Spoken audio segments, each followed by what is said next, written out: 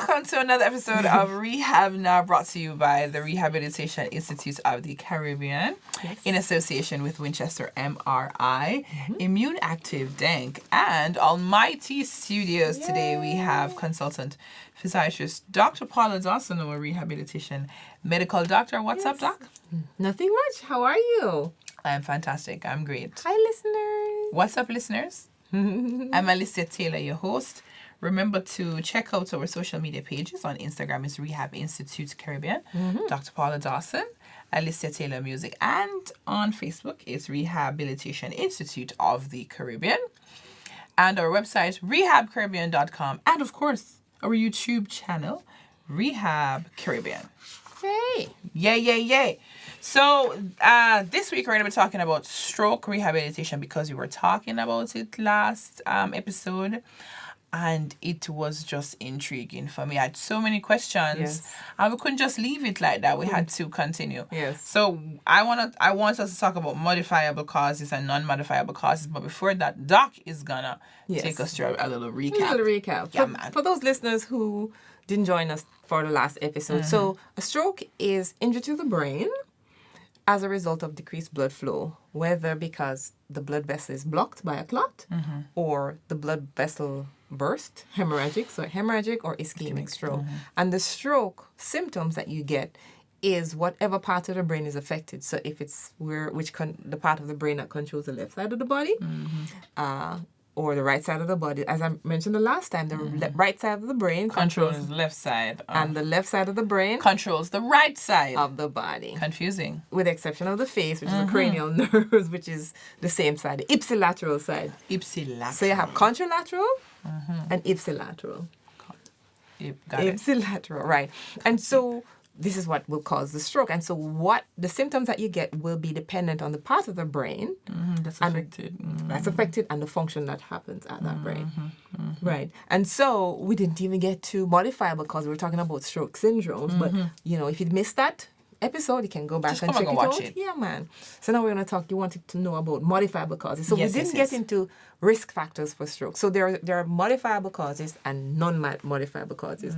So non-modifiable causes include your age, your gender, whether you're male, female, more chromosomal related XX and XY, your race, right? Yeah, black people more predisposed than white. To stroke?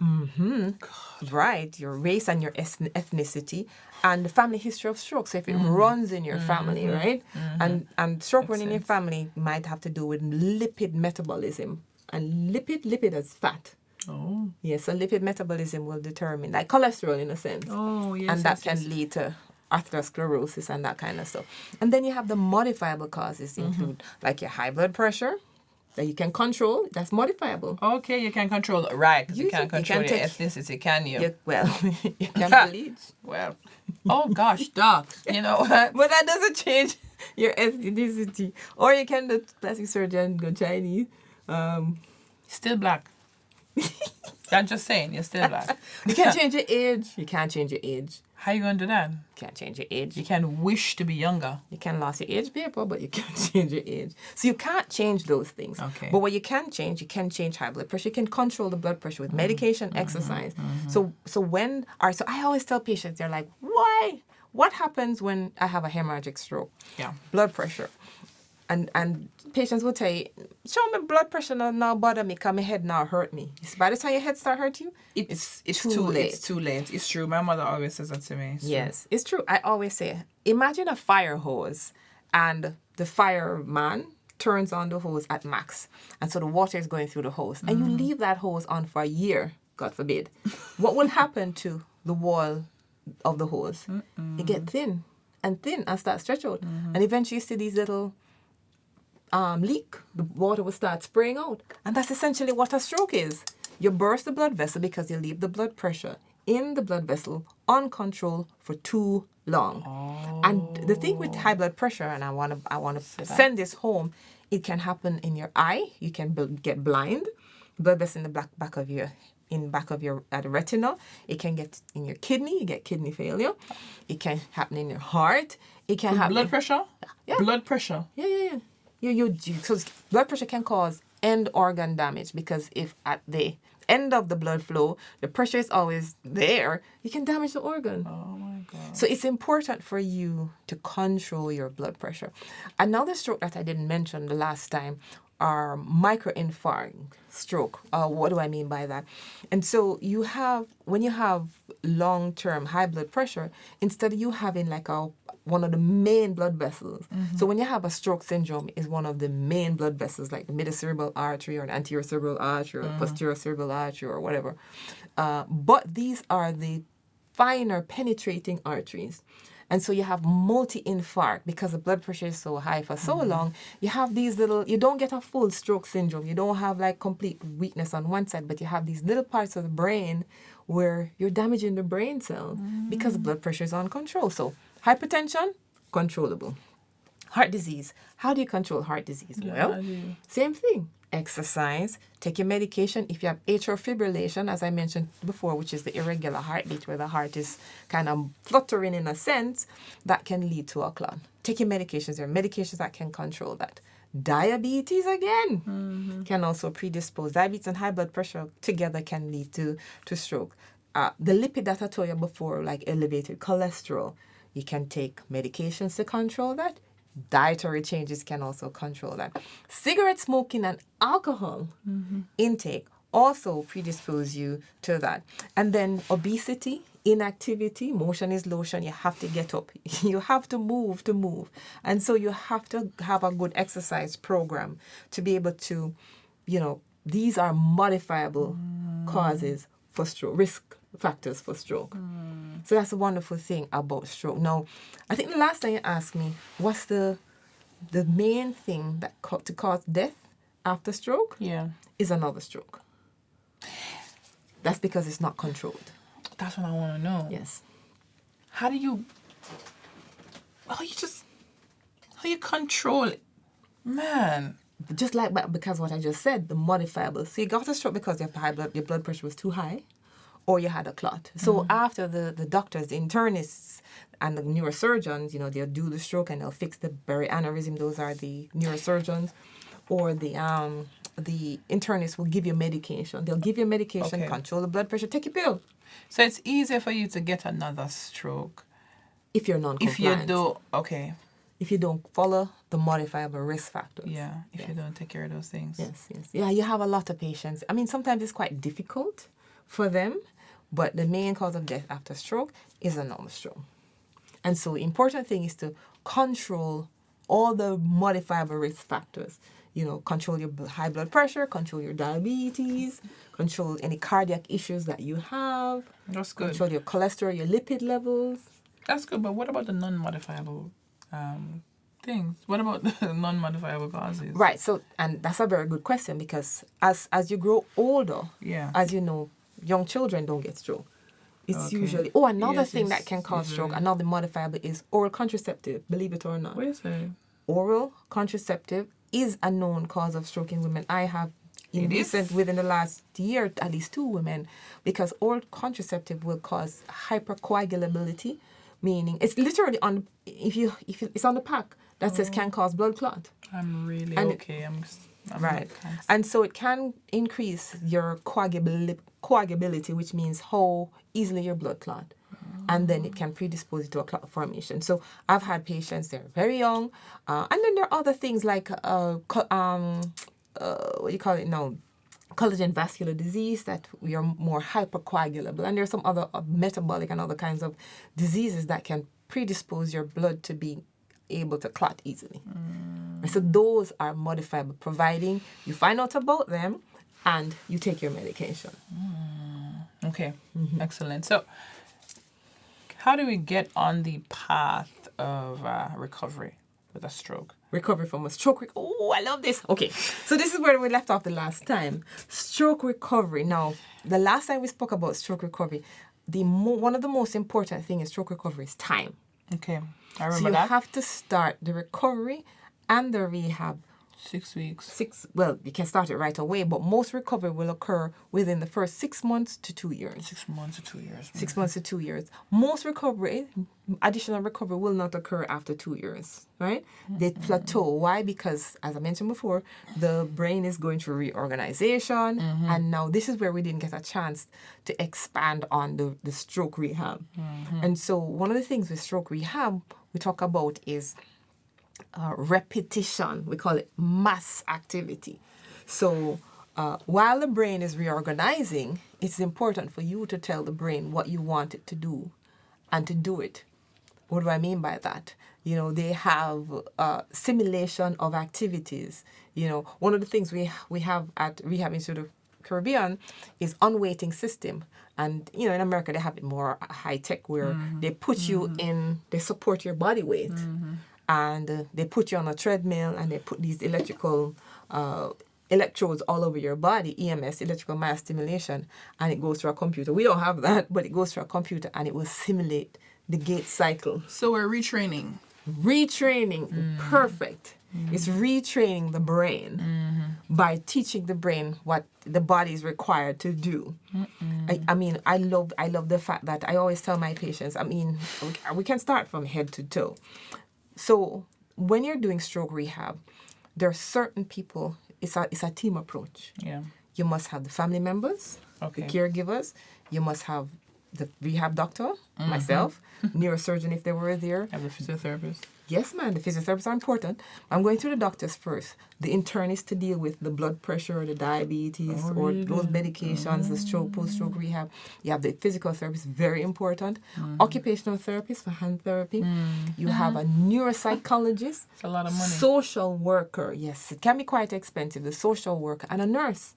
Because sometimes you may have, and we can talk about it when we come back from the break, what each aspect of the stroke rehab can give you, because you get bowel and bladder incontinence. And so all of that we have to go through when we're talking about stroke rehabilitation. The role of each of the rehab specialists on the rehabilitation team for the stroke patient. I like that.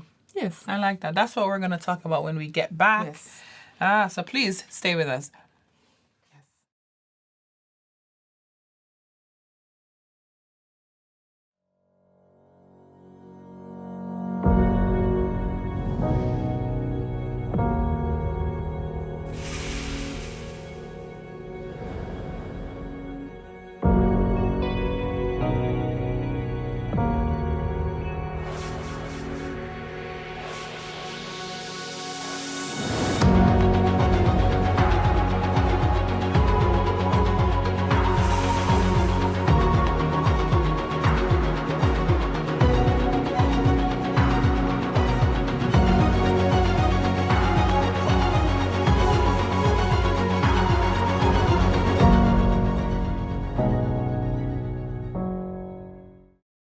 Stroke rehabilitation again.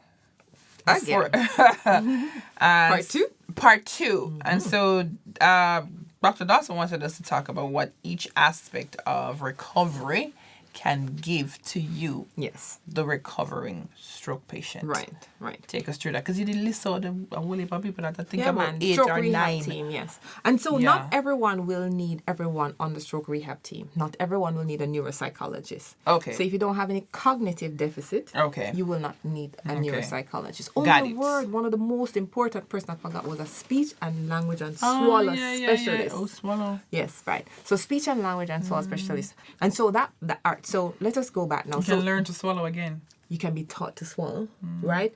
And you can also, in fact, where I was training in New York, we used to use deep throat stimulation with electrodes. They actually put electrodes down in your throat and electrodes on the outside to kind of help to stimulate the muscle.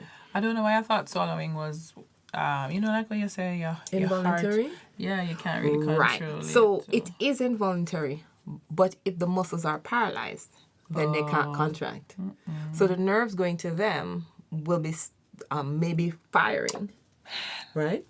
So the muscles are paralyzed because the nerve sending the signal is injured because of the brain. And so we try to kind of kickstart that in a sense, right? Fascinating stuff. Yeah. And so one of the best patients to rehab is someone who's weak as opposed to have zero power. All right. Okay. Now, Oh God, I'm so excited. Okay, so you have to categorize. So I'm going to talk about motor recovery. I can talk about cognitive recovery. I can talk about speech recovery. And then there's bowel and bladder. And then there's psychology in terms of the cognitive ability. A lot of work. Yeah, so let's start with cognitive, because usually when you start motor, we can get carried away. So cognitive recovery. So when we bring on a neuropsychologist, is a psychologist, clinical psychologist trained in the brain processes. So they will do training in executive function, comprehension, understanding, calculation, all the high end and low end stuff, memory issues. So a neuropsychologist will come on board and will meet with a patient. You know, one of the things about patients with stroke is that, you see, because neuropsychology is not it's almost they don't think it's tangible, so they don't necessarily think it's important. You know, so it's not like you're doing something physical for them. You can see it and you can touch see it. it. Okay. And then when they come, they may ask you to.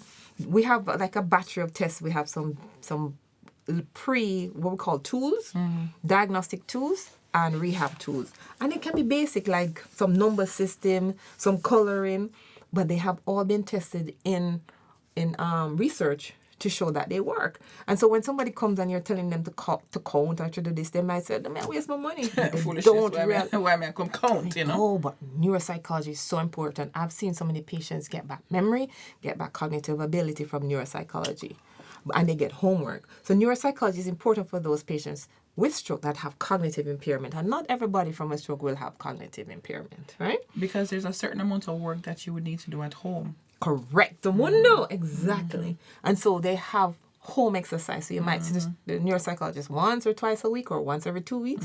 And then after a while, but you have a lot of work. Now, the thing with stroke patients is, one of the things is that they get tired. Now, if you were to do a functional MRI of a patient that had a stroke in the early time after a stroke, you're going to see a lot of brain activity. So stroke patients their brains are working over time. And so that's why they get so tired. So we usually do rehab for our stroke patients in the morning, because by midday afternoon, they're tired. I remember when I was studying for A-levels at Immaculate, my brain did hot. Literally, I read so much that my brain was on fire. You ever study until your brain feel hot? Actually, yes. Yeah. So listeners, I don't know, have you ever studied until your brain get hot? Because your brain is working so hard. That's good. And those patients... Good to work your brain, huh? It is good to work your brain. And so those stroke patients, they will go through neuropsychological... Well, before we get to neuropsychology, they're going through cortical reorganization, so they get tired. Now, what we do, we can use drugs, which is where the rehab specialists come in. So we can use drugs. We can use bromocriptine to kind of kickstart the brain, amitriptyline for mood. We can also use, if they're too tired and we want to push them more, we can give them stimulants like amphetamines or Ritalin. These are things that we don't want you to sleep. Even caffeine. We can give them caffeine. It depends. So the program is, tailored for them. So you can use drug to augment rehabilitation. Right? So you make sure you give them the right drug that will help with, there's some drugs that will help with cognitive ability. Right? So that's the neuropsychology. The next thing now, we're going to talk about the speech and language and swallow. And so you have swallow specialists that will deal with swallowing. So swallowing is dysphagia, not dysarthria. Dysarthria is when you have slurred speech. So you can bite your tongue and get dysarthria. Or you can get swollen tongue, or then pull out your teeth and leave the cotton in your mouth, and you can get dysarthria. So dysarthria is where the muscles of articulations don't form your words properly. Dysarthria, right? Because one side of the mouth might be weak. And so when we have a stroke patient, we are examining the stroke patients, we have to go through 9 and 10, which is the cranial nerve, is the gag reflex. And so we'll put the tongue depressors in the back of the throat. And if they gag, that's a good sign. Okay. Very good sign, because they can protect their airways. But if you're there touching the back of the throat and they're not, then they'll aspirate. So we'll look to see if they're going to, if they are able to tolerate fluids. And so some of the things you look for in a stroke patient after stroke: 1, do they have a wet voice? Wet voice? Like a wet voice. Because if they have a wet voice, it means they're silently aspirating fluid going down in the parts of the voice area, the voice box. I was just going to ask how important is swallowing to this, very your whole function. So they get hoarse, they don't have a gag reflex, and they have a poor cough impulse. So if you have a good cough impulse, it means you can clear your airway. And so stroke patients, sometimes when they have difficulty swallowing, you can have penetration where the fluid can actually go through the epiglottics but not past the vocal cords, so it's there above the vocal cords. Yeah. And then if the vocal cords are paralyzed, just like outside, one side might be paralyzed and it doesn't come back together, you can have... Can be paralyzed. Yeah, because of muscle. It's muscle innervation from the brain. It is muscle. It is muscle. Right. And then with that, they get aspiration. And that's when you get fluid going down in the lungs. Now, how do you deal with swallow? So, of course, they'd go and see a speech and language swallow pathologist. We have about a few of them in Jamaica. We used to have two that used to work at Rehab Institute of Caribbean. But there are speech and language therapists and swallow therapists. In America, we call them SLTs, speech language swallow pathologists or specialists, right? And so they'll be able to teach them how to do that. Now, if we can't teach them to swallow again, we may have to do modified food, meaning thin liquids, easier to aspirate than thick liquids. Yeah. So we may have to modify the food. There's something called thickening it up, to allow them to taste. So you can't drink water, you can thicken it up with like a gel to make it thick. Now, it's easier for you to swallow, for the bolus to go down and not penetrate if it's for different consistencies. So there's a test that they usually do, bear, swallow, and follow through to see what consistency. So in the States, we used to decide if they can do thin liquids, if they need to have it a little bit thicker than thin, or pureed, or bolus, or different, depending on whatever terminology you use, or normal food. So that's a swallow. Now we talk about speech. Now speech is like articulation. Right, I know about that. Right, and so articulation in particular, and speech will also deal a lot with aphasia, because language is a part of speech. And that's very important. And there's a kind of an overlap between them and the neuropsychologists, because they work on cognitive, comprehension, they work on fluency in particular, repetition, naming, So it's important for a speech and language therapist and swallow therapist to be on the rehab team. So it feels to me as if after you've gotten a stroke, you're really just trying to train the body to do everything that it could do before. Absolutely. Absolutely. And then, I'm going to the next rehab personnel, the nurse. Yeah. A nurse is very important because patients may have, there are many things that the nurses are so important in stroke rehab because they help every aspect. But the aspect I'm going to talk about is bowel and bladder management. Yeah. Right? And sometimes you have to teach bowel and bladder management. Sometimes the patients are constipated. You can get a neurogenic bladder where the bladder becomes spastic, where it becomes tight, or it becomes flabby and it doesn't empty. So you just have overflow incontinence. Same thing can happen with the bowel. You can get constipation or you can just get loose stool. That does not happen though with every stroke patient. No. Okay. Not every stroke. Some patients, as I mentioned, you can have stroke patients where they're perfectly normal, walking, going to work, driving a car. And we get to that. Normally, insurance will approve them to go back to driving. And we usually send them to Grenell. Big up Mr. Grenell. After a stroke rehab, after a stroke, we send them to Grenell and they'll go back to the driving lessons and they can learn to drive, especially properly. if they have a weakness, right? And so that's that is the aspect of nursing, bowel and bladder management. Okay, I right? like that. So then now we come to motor, the big part. People always, will my family member walk again? Sometimes they think it's to us to be independent is so important. That's true. Will I walk again? Will I be able to use my hands? Now, the motor goes through steps of recovery. So just after a stroke, you're usually very flaccid, very loose. Then you have stages that the hand will go through. The first stage is after it's flaccid, then you get hyperreflexic, so they're very jumpy. Okay. Then after that, they go through something called spasticity, which is the stiffness. Now, spasticity management for stroke patients is something that we do at Rehab Institute of the Caribbean. I think I'm going to spend some time on that because spasticity management, we can do focal, meaning pointed, neurolytic injection. That just means we can inject the muscle with Botox, botulinum toxin, to relax the muscle. And I have stroke patients that their hands are fisted, tight down, they can't open them fists. And we inject the muscle with botulinum toxin and it opens. Now, it doesn't help movement. Botulinum toxin is not for movement, it relaxes. Oh, So it helps with the spasticity. In the calf, sometimes the calf is so tight and you can't get them at 90 degrees, so they can't bring the toe up.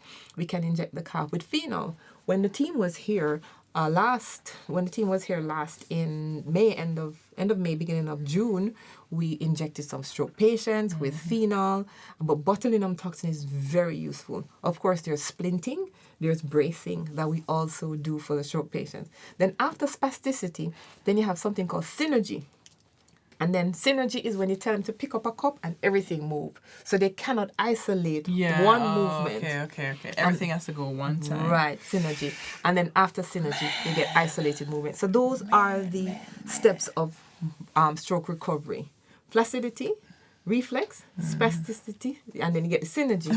And then you get isolated, independent movement. One quick final thing. Yes. What are the best exercises? Or just give me one that is good for a stroke patient. Well, it depends. Is it weakness in the hand? Oh, I'll give you one. Okay. I love this one. Okay. For patients that have weakness in the finger and they can't pick up things, I always say, go outside, pick up different size stones. Okay.